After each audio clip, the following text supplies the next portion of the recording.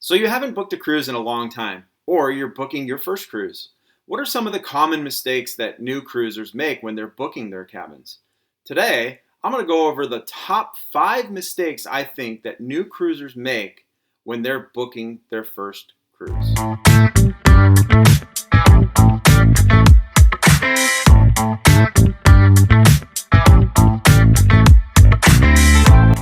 I know that planning your vacation can be just as much fun as going on the vacation, at least for some of us. But for others, planning that trip is not fun at all. And it can be a daunting task. And there's so many little things that you need to look out for. And with today on the internet, so many people can just go out and click, click, click and find the trip they're looking for, easily get it booked, and think that they're all set. Now, when it comes to cruising, it's true. You can go to the cruise line's website, you can go to a major travel agency's website, and you can click on whatever you want, refine your search for the days you're looking for, and hey, this price looks good, and I'm going to book this cruise. And yeah, you can do that, and it's not a problem. You're gonna get a cruise. You're gonna get a cruise out of that. But are you gonna get the best cruise? And are you gonna get the most for your money? Are you getting the best value? Are you getting the best cabin? Today, I want to talk about the top 5 mistakes I think cruisers are making when they're booking their vacations. The first mistake that I think you need to avoid is booking the wrong cabin.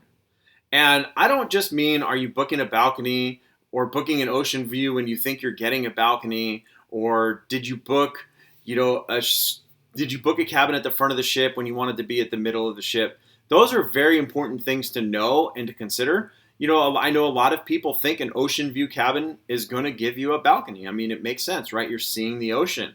But those are the little windows. And even in those rooms, there can be differences in the porthole. It could be a porthole room, it could be a window room.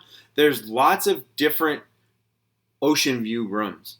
But the biggest mistake would be booking an ocean view thinking you're getting a balcony. Man, would you be disappointed when you got on that cruise ship. So, like I said, the first mistake is don't book the wrong room, and don't just think about ocean view, balcony, or interior or suite, whatever you're looking for. But are you booking a room that is directly under a sports court or under the pool deck, directly above the theater? Is it directly next to, a staff hallway or elevator shaft? I know one time on my Allure of the Seas cruise, I booked an interior, and I noticed that there was a blank space on the deck plan next to the room, but it was close to the elevator. I had a young kid with me. He was 14 months old, but we wanted easy access, and I figured, okay, this is a good room. There's no one next to us, and we should be fine. Boy, was I wrong. I think we were on the 9th deck, so we were above Central Park area. There must have been a kitchen or a dishwasher or something right next to us, and all night long we heard the banging from that room, and it was crazy. On another trip on Allure, we booked the 14th deck, and that put us right underneath the pool deck. Now, luckily, we were on a spot where there wasn't a lot of lounge chairs and stuff, but we did hear some noise, especially during the day, but it wasn't getting started early in the morning. Now, you can imagine if you're not an early riser and you book the wrong cabin and you hear that every morning early while they're setting up the deck, that's going to ruin your vacation. Or, with the dishes, if you're not up and out late, you're going to hear them doing those dishes well into the night. So booking the right location, knowing where you are you sandwiched between guest decks? Are you not near? Are you sandwiched between deck cabins? Now, for me, I don't even worry if I'm close to an elevator. I don't think that there's that much hallway noise. That doesn't really bother me. It's more about the inner workings of the ship that have really affected the cabins that I've booked. And I've only made those mistakes on those 2 sailings, and they were very early on in my cruising career. So really got to make sure that you're booking the right cabin. The second mistake I think cruisers make is just picking the best price. Sometimes you go in, like I said, you can go to one of these major travel sites, websites, you do a few clicks. I want to go on this day. I want to go to this destination. Set me up on a cruise. And all of a sudden, all these options come up, and you're like, oh, great, look at this. I could go on a cruise for $500. Sweet, sign me up. And you're a young 20-something or 30-something, and you're looking for some action, and you're looking for some party atmosphere, you're looking for some adventure, you're looking for just a lot of different things to do, and then all of a sudden you get on the ship and you realize you booked a 30-year-old ship, doesn't have a lot of amenities.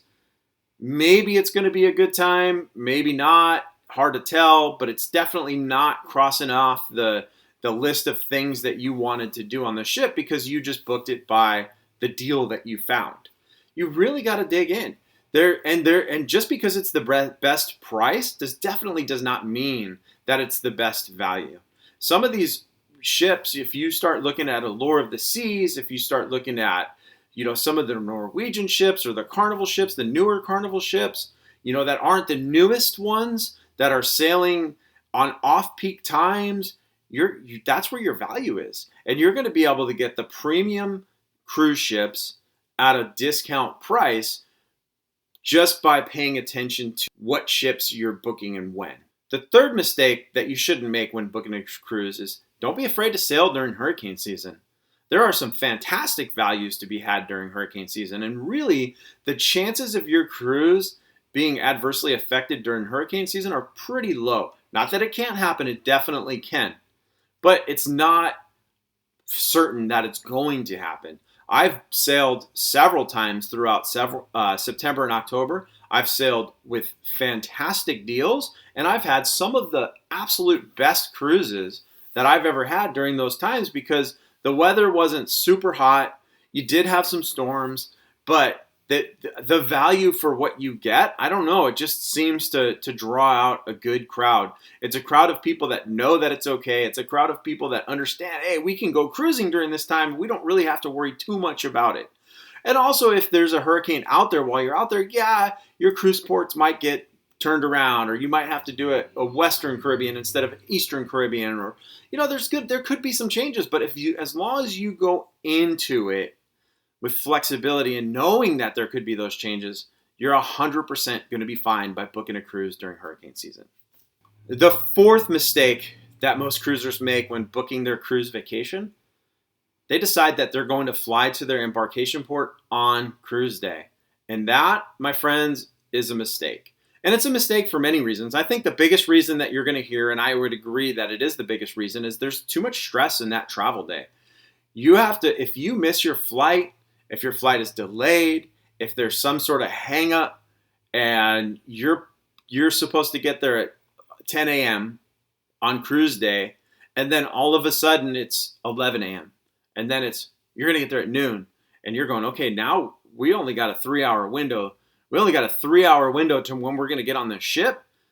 You start stressing. You want to talk about sweating bullets? You're going to be sweating bullets. You really want to make sure that you're flying in the day before your cruise. And I can tell you that I've done that.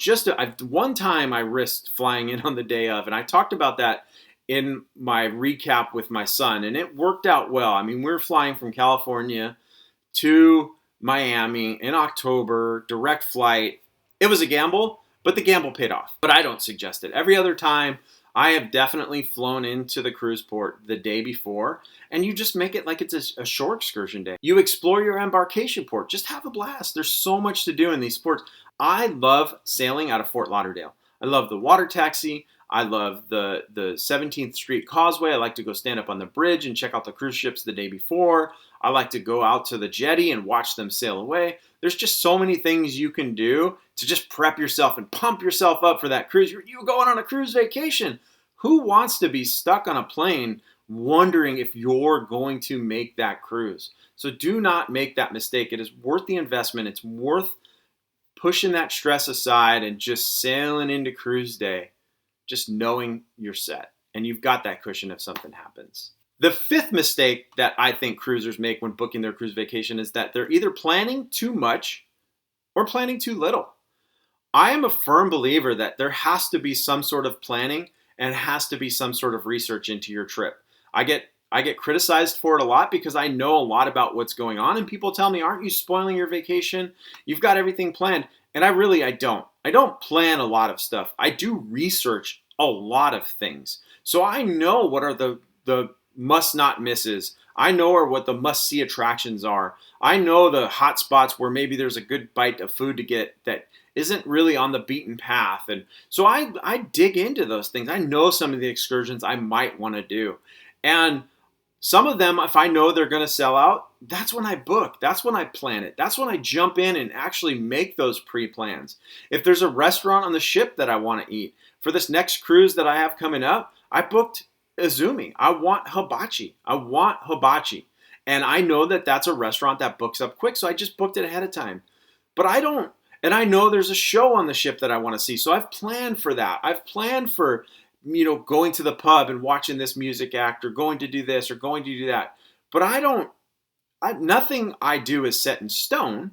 If things change, things change. But I know in my head, there's this list of things that I want to do. There is the list of things that I must not miss. So I've pre-planned them.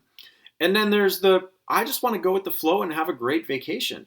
So I think some cruisers think, oh, I'm booked, I'm done, I don't have to do anything else. And on the other side of it, cruisers think, I got to have every minute of every day planned. I need to know what time I'm having dinner every night. I need to get my time reservations done. I need to do this. I need to do that. And you really, you box yourself in. You box yourself in from some unexpected happenstances that could occur at any time. And you want to be ready for them. And then you don't want to be disappointed if something comes up and you say, I have plans for dinner this night and I can't miss that because this is what I planned. No. We don't want the droned in vacation. We want this thing to be free flowing. We want to have a blast. We want to be out there just experiencing whatever comes our way. But again, you don't want to miss out on the things that you don't want to miss out on. So you have to plan a little, but you don't have to plan too much. So with all of that being said, it sounds like it could be a daunting task, right? How do I pick the right cabin? Am I picking the right time of year to sail? Am I picking the right location in the ship? Am I picking the right location that I want to sail to? Am I picking the right ship? Lots of little things that can be hard and that can be difficult to figure out on your own, especially if you've never cruised before. And that's why I say this little bonus tip. Don't be afraid to use a travel agent. Travel agents know these cruise lines. They know these cruise ships. They know how to pair you up so that the vacation that you're looking for can match the vacation that they get booked with you. It's so important. I mean, my first cruise, I knew exactly what I was looking for. And this was my second cruise. My second cruise. I knew exactly what I was looking for. And man, the amount of research that I went into making sure that this ship was the right one for me, it was a lot. And I was happy to do it because I'm cruise obsessed. Not everybody has that time or that desire to dig that far into each ship or each cruise line and make sure that that cruise line is going to match my cruise personality and that we're going to have the best time ever. So my bonus tip is definitely reach out to a travel agent. Find someone who knows about cruising. Reach out to them. You guys can reach out to me on my Instagram page. I'll let you know. I'll help you out. I'll help you to find that perfect cruise for you guys. It's a passion. I love it. And remember, don't forget to go out there just out exploring.